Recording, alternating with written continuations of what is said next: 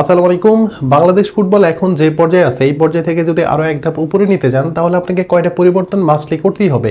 এর মধ্যে প্রথম যে পরিবর্তন সেটা হচ্ছে বাংলাদেশ জাতীয় দলের যে প্রধান কোচ সেই কোচিং প্যানেলটা পুরোটা চেঞ্জ করতে হবে। আপনি যখন আজ থেকে 2-3 বছর আগে যে প্লেয়ারগুলোকে নিয়ে আপনি জাতীয় দল সাজিয়েছেন, যারা জাতীয় দলে খেলেছে তাদের জন্য হাবিয়ার ক্যাবরেরা এনাফ কোচ বা ভালো কোচ ছিল, কিন্তু রাইট নাও হামজা চৌধুরী, সামিদ সোম, ফাহমিদুল ইসলাম, কিবা মিসেল বা জায়ান হাকিমের মতো প্লেয়ার যখন আসবে তখন এদের কাছে এই হাবিয়ার ক্যাবরেরা তিনি কোনো মাপের বা কোনো মানের কোচই কিন্তু আসলে থাকবেন না। কারণ এখন পর্যন্ত হাবিয়ার ক্যাবরেরা তিনি বাংলাদেশ ব্যতীত কোনো জাতীয় দলের কোচিং তিনি এখন পর্যন্ত করাননি। এরপরেও এই যে এত এত বড় বড় প্লেয়ার হামজা চৌধুরী, সামিদ সোম, ফাহমিদুল ইসলাম বা কিবা মিসেলের মতো যে প্লেয়ারগুলো আসছে, আসার পরে তার এরকম একটা ওভার রেটেড কোচের আন্ডারে পড়েছে এবং এই কোচ থেকে কতটুকু আউটপুট পেয়েছে সেটা আমি জানি না। কারণ আমি জানি যে হামজা চৌধুরী তিনি প্রিমিয়ার লিগে খেলা ফুটবলার, সামিদ সোম তিনি কানাডার টপ লিগে খেলে থাকে, ফাহমিদুল ইসলাম তিনি ইতালির চতুর্থ ডায়রে খেলে থাকে, কিবা মিসেল তিনিও কিন্তু ইংল্যান্ডের দ্বিতীয় স্তরে খেলে থাকেন। সো এই যে এত বড় বড় মাপের প্লেয়ার তাদেরকে সামলানোর জন্য হলেও এই হাবিয়ার ক্যাবরেরাকে প্রথমে ছাঁটাই করতে হবে। রিসেন্টলি আমরা যেটা দেখতে পাচ্ছি যে বাংলাদেশে অনেকগুলো প্রবাসী ফুটবলার, প্রায় 14টি দেশ থেকে 52 জন প্রবাসী ফুটবলার ট্রায়াল দিতে এসেছে এবং সেখানে বাফুফে থেকে বাংলাদেশের প্রধান কোচ হাবিয়ার ক্যাবরেরাকে এক প্রকার মানে সেই যে একটা ট্রায়াল, সেই ট্রায়ালের অংশ হিসেবে তাকে রাখেনি এবং তার কোনো সিদ্ধান্ত তারা গ্রহণ করবে না এই ধরনের একটা সিদ্ধান্ত নেওয়া হয়েছে। এবং হাবিয়ার ক্যাবরেরা তিনি নিয়মিত মাঠে যাচ্ছেন, যারা আসলে সিলেকশন কমিটিতে আছে তাদের সাথে কথাবার্তা বলছেন, হাসি ঠাট্টা করছেন, বা এই যে পিকচারগুলো আপনাদেরকে দেখাচ্ছি এর মাধ্যমে তিনি আসলে কি বোঝাতে চাচ্ছেন। দেখেন বাংলাদেশের জাতীয় দল আগে কতটুকু ভালো করেছে, এখন কতটুকু ভালো করবে সেটাই তো সময় বলে দিবে। কারণ আজ থেকে 2 বছর আগে বাংলাদেশ জাতীয় দল নিয়ে মানুষের মধ্যে ওই প্রত্যাশা কখনোই ছিল না। কারণ বাংলাদেশ দল যে দলের সাথেই খেলুক খুব একটা ভালো খেলতে পারতো না বা শেষ মোমেন্টে গিয়ে গোলকে হেরে আসতো। কিন্তু যখন জামাল ভিয়া আসলেন, তারিক কাজী আসলেন বা যে প্রবাসী ফুটবলারগুলো আসলেন, এরপর থেকে কিন্তু মূলত আস্তে আস্তে চেঞ্জ হতে থাকে। এরপরে যখন হামজা চৌধুরী মূলত বাংলাদেশ জাতীয় দলের হয়ে খেলার সিদ্ধান্ত নিলেন, এরপরে কিন্তু মোটামুটি বলতে পারেন যে পুরো জাতীয় দলের সিনারিওটা কিন্তু চেঞ্জ হয়ে গিয়েছে।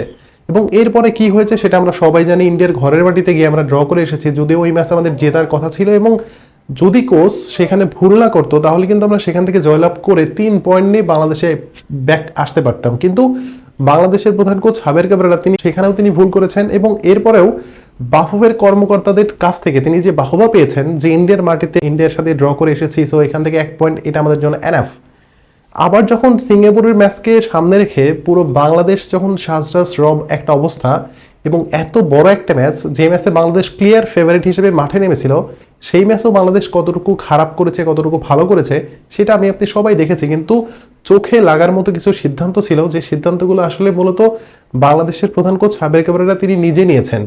দেখেন বাংলাদেশের ডাগআউটে যদি আপনি এখন ছোট বাচ্চাকেও রেখে দেন তারপরেও বাংলাদেশ দল এরকমই খেলবে। হাবিয়ার ক্যাবরেরাকে যদি রেখে দেন তারপরেও বাংলাদেশ দল এর থেকে ভালো খেলবে না।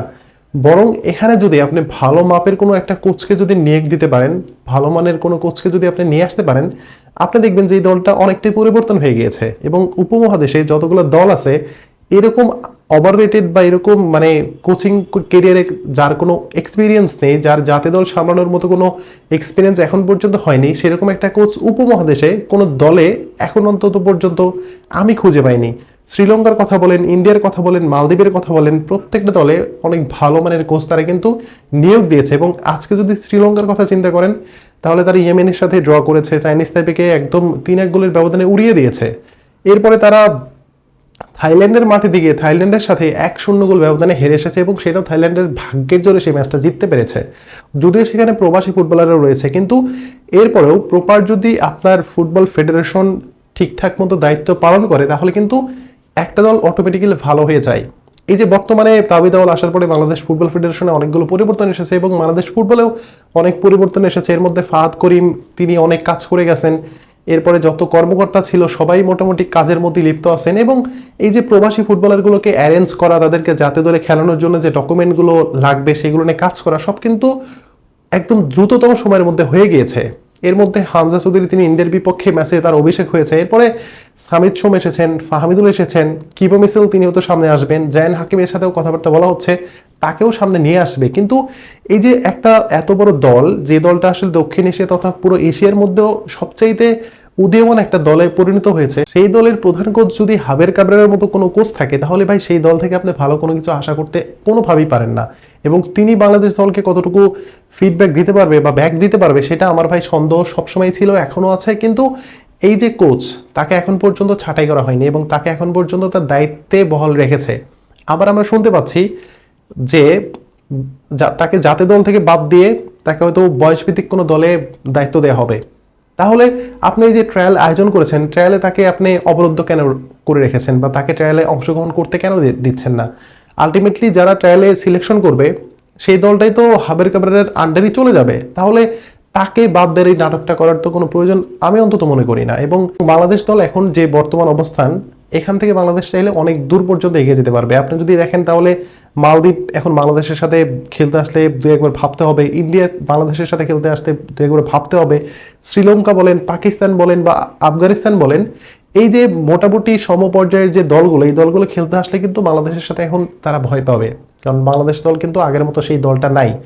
যখন হামজা চৌধুরী খেলেনি, যখন হচ্ছে সামিদ সোম খেলেনি, ফাহমিদুল ইসলাম খেলেনি, তারপরেও কিন্তু আফগানিস্তানের সাথে 2 ম্যাচে আমরা ড্র করেছি রিসেন্টলি, লেবাননের সাথে আমরা ড্র করেছি, মালদ্বীপের সাথে মালদ্বীপের মাটিতে আমরা ড্র করেছি, বাংলাদেশের মাটিতে মালদ্বীপকে হারিয়ে এই যে এশিয়ান কাপ কোয়ালিফিকেশন খেলছে সেখানে কিন্তু আমরা কোয়ালিফাই করতে পেরেছি। এই যে কিছু যোগ্য প্লেয়ার এবং যোগ্য প্লেয়ারদেরকে সুযোগ দেয়া, এর মাধ্যমে কিন্তু মোটামুটি অনেকগুলো পরিবর্তন এসেছে। কিন্তু কোচের যে পছন্দ বা সিন্ডিকেটের যে একটা অংশ হিসেবে তিনি যে কাজ করে যান, তার মেইন একটা উদাহরণ আপনাকে বলি, সেটা হচ্ছে আলামিনকে গত দুইটা বড় ম্যাচে তাকে যেভাবে ইউজ করেছে। ইন্ডিয়ার বিপক্ষে যে ম্যাচটা বাংলাদেশ খেলেছে সেই ম্যাচে আলামিনকে খেলানোর কোনো চিন্তা ভাবনাই করেনি, অথচ মুজিবুর রহমান জনি বা মোহাম্মদ হৃদয় তারা কিন্তু এক একজন প্রায় 2-3টা করে গোল মিস করেছে।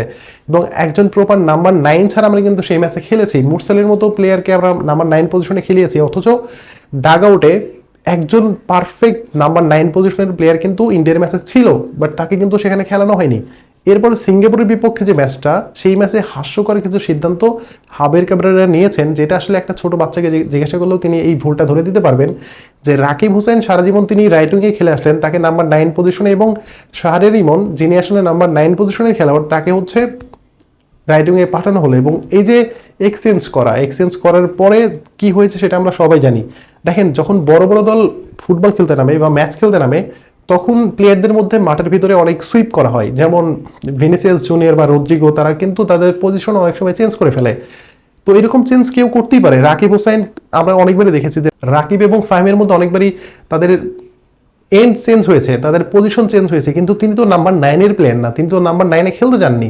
বাট এই যে ভুলগুলো, এত ভুলের পরেও বাংলাদেশ ফুটবল ফেডারেশন এখন পর্যন্ত হাবের কাবরেরাকে তার যে দায়িত্ব, তিনি যে দায়িত্বে আছেন সেই দায়িত্বে তাকে এখন পর্যন্ত রেখেছে। এবং এইখান থেকে বাংলাদেশ ফুটবলের কর্মকর্তারা কতটুকু লাভবান হচ্ছে সেটা তো আমরা সবাই জানি। কারণ হাবের কাবরেরা কোনোভাবেই $20,000 কোচ না, তিনি $20,000 পার মাস বা মাসিক বেতন তিনি পেয়ে থাকেন। সো এরকম একজন কোচকে এতগুলো বেতন তিনি আসলে পাওয়ার যোগ্য না। এই টাকাগুলো কোথায় যাচ্ছে সেটা আমাদের খুঁজে বের করতে হবে। সো বাংলাদেশ ফুটবল ফেডারেশনের ভাবনায় আসলে কি আছে সেটা আমরা কেউ জানি না। আপনাদের যদি কোনো মতামত থাকে অবশ্যই জানাবেন। ধন্যবাদ সবাইকে।